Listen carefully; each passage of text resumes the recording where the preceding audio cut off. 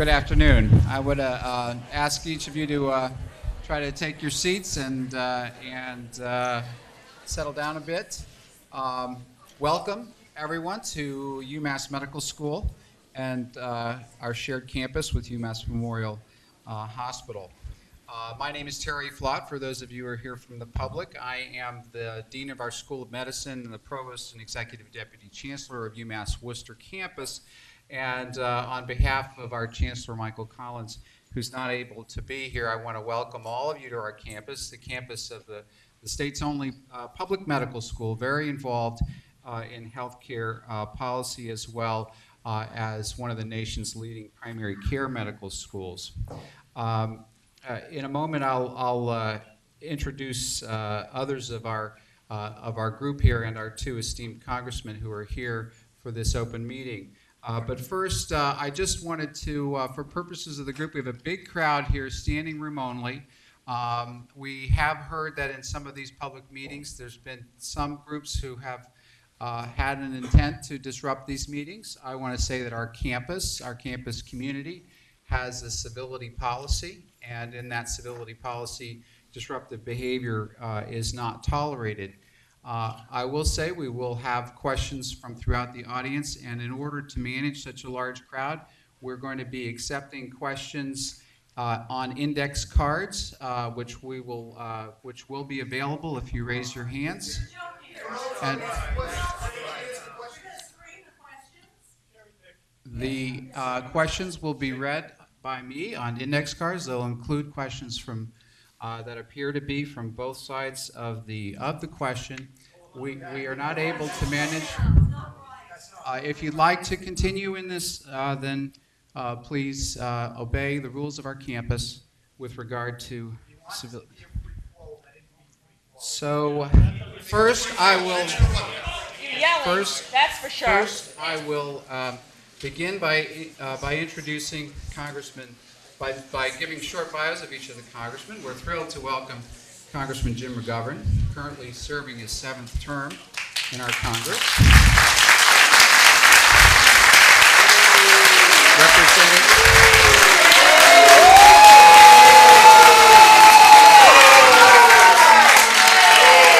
Congressman McGovern represents our 3rd congressional district, stretching from here in Worcester to Fall River, including portions along 495. He's the vice chair of the House Rules Committee, which sets terms for debate and amendments on most legislation, a member of the House Budget Committee, co-chair of both the Tom Lantos Human Rights Commission and the House Hunger Caucus. Before his election to Congress, Jim McGovern spent 14 years as a senior aide for the late U.S. Representative John Joseph Moakley of South Boston, the former dean of the Massachusetts delegation and chairman of the House Rules Committee. In Congress, Jim McGovern has championed several education initiatives, including a bill to increase grant assistance for college students and their families. He's been a leader in the fight to provide adequate health care, including home health care, and he's fought to preserve and strengthen Social Security. Jim McGovern is a Worcester native and the graduate of the American University in Washington, D.C. We're also very thrilled and privileged to welcome Congressman Richard Neal. Hold the applause.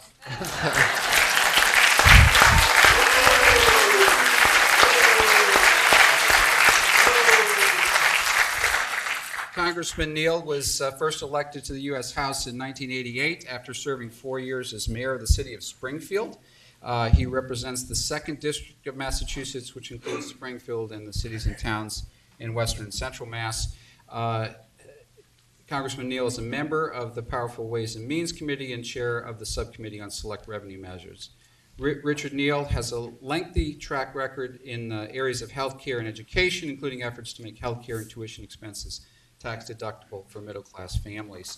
Congressman Neal serves as chair of the Friends of Ireland, and in 2002 he was the recipient of the American Ireland Fund's International Leadership Award for his work over 2 decades for peace and reconciliation in Northern Ireland. In addition, he's co-chair of the New England Congressional Caucus, which advocates for the unique regional interests of the 6 New England states. He's a graduate of American International College and received his master's degree in public administration from the University of Hartford. We're also joined as part of our expert panel via teleconference by Cybele Bjorklund, who is a leading staffer from the House Ways and Means Committee. Cybele, welcome to Worcester in absentia. And I'll conclude my introduction by introducing my colleague, John O'Brien, the CEO of UMass Memorial Healthcare, who will say a few opening remarks before our congressmen do the same. Thank you. Thank you very, very much, Terry. Just a couple of words. As one of the largest providers of care to uninsured individuals in Massachusetts, we are just so excited about this important juncture in healthcare in America. And I think, as many of you know, the American Hospital Association has come out already and endorsed a lot of the work of the House. And Rich Umdenstock, the president of the American Hospital Association, with whom I was with the other day, as many of you know, has indicated that hospitals across America are willing to cut our costs over the next decade by $155 billion. We have also appreciated the participatory process this has been over the course of the last several months. In particular, I'd like to thank Congressman McGovern and Congressman Neal, who have been so responsive to many of the concerns that we have had. The Energy and Commerce bill that came out last week was such a significant improvement and so responsive to America's hospitals. So I would like to thank you both for all of your work on this, and we look forward to working with the two of you throughout this process. So Jim and Richie, thank you very, very kindly.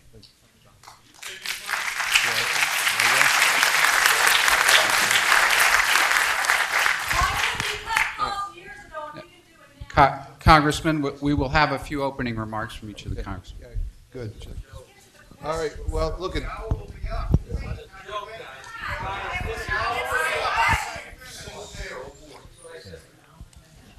Well, let me. If you think it's a waste of time, you're more than welcome to leave. Okay. So, all right.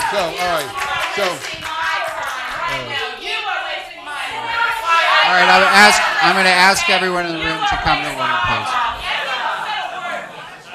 Ask everyone in the room to come to order. First of all, we will take questions. We will take questions afterward. All right. First of all, let me thank UMass for hosting this, and let me thank John O'Brien and Terry Float for their introduction and for kind of setting the stage for this. I'm going to be very brief because I know you don't want to go to questions. But let me just say a couple of words as opening.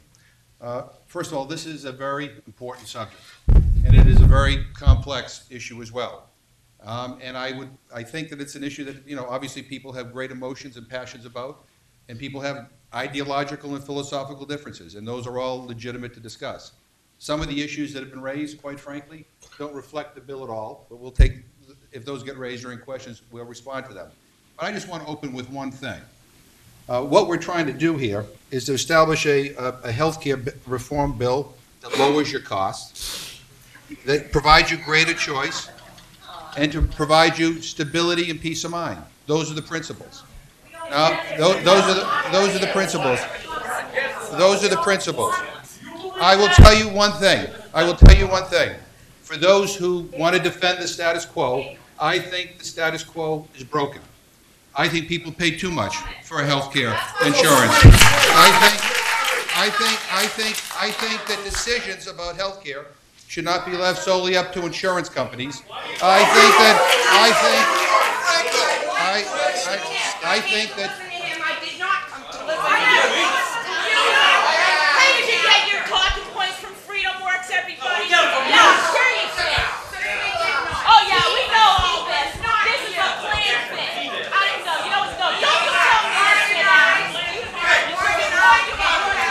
Ladies and gentlemen, both congressmen have kindly donated their time to be here to answer your questions. this reminds me of the discussion around my dining room table. If we cannot conduct this assembly in a calm and civilized manner, We will escort the congressman out of the facility and empty the room, and you'll miss your opportunity. So I would. For those who think that doing nothing costs nothing, I strongly disagree. Doing nothing means that you're going to pay more in healthcare costs. Doing more means that you're going to be paying more for prescription drugs. Doing nothing means you're going to be paying more for prescription drugs. Doing nothing means we're going to continue to add to the debt that our kids are already inheriting. So the bottom line here is.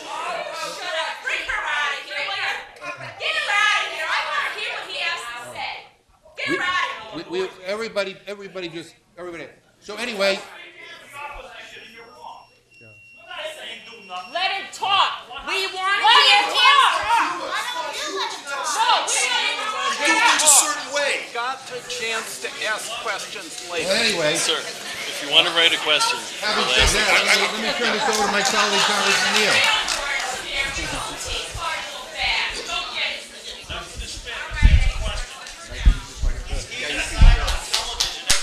Congressman Neal.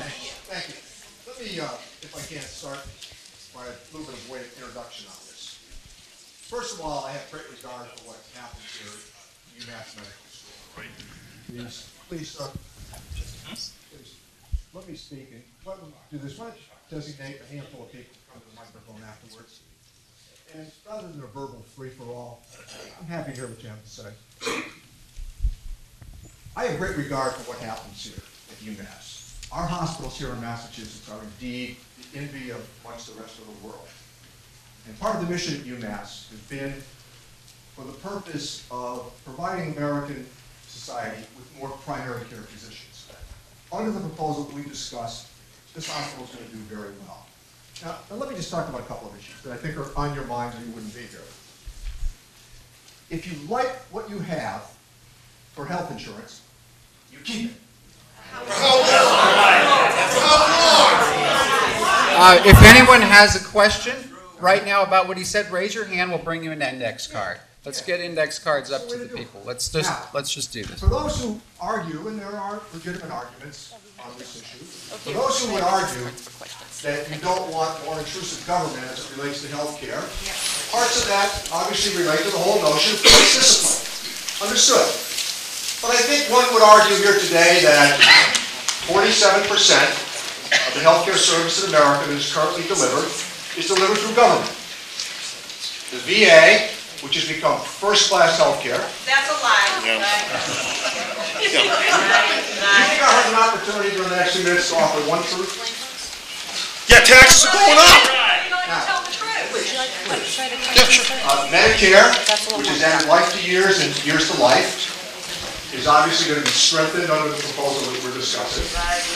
And Medicaid services, I think, getting people in at an earlier stage that fall outside the mainstream of healthcare delivery is simply a good idea.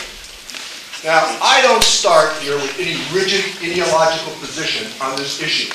I was mayor of Springfield in my youth, and I generally embraced what worked. And that's how I've attempted to approach this healthcare discussion. And that's precisely what this is, a discussion. There are 3 separate bills that have moved through the House of Representatives, and those 3 pieces of legislation have to be reconciled. Woodrow Wilson noted, as governor of New Jersey before he became president, the real work of the Congress is done in committee. So that's what the Congress is doing. They are shepherding competing pieces of legislation. The Senate has not kept pace with the House of Representatives. So the 3 bills, that's fine. That's fine. That may be a reasonable position. We hope when we get back in September and October with citizen input to attempt to reconcile these competing visions of what the healthcare system ought to look like. Now let me just say this to you, because I think this bears noting. Right now, we all pay in our own private healthcare plans for people who don't have health insurance. You're paying for that. Overwhelmingly, illegal aliens. illegal aliens, let me just get that up front and right, sir. They are not covered in this health care. I don't believe that.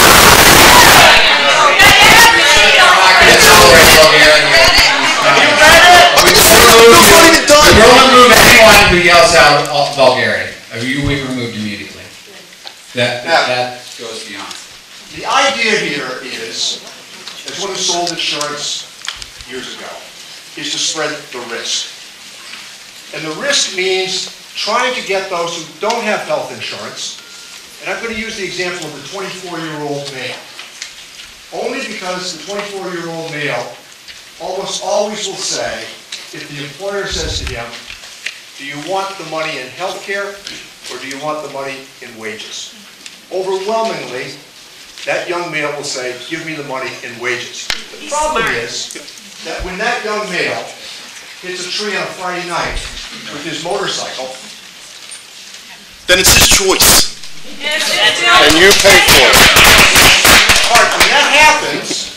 when that happens, the cost is passed on to all of us